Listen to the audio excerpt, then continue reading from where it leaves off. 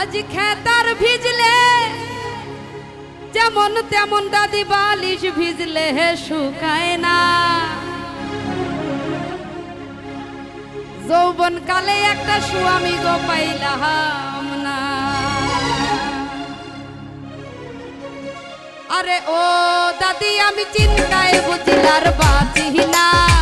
যৌবন কালে একটা স্বামী গো পাইলাম না।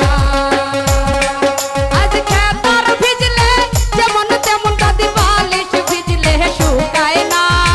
যৌবন কালে একটা স্বামী গো পাইলাম না।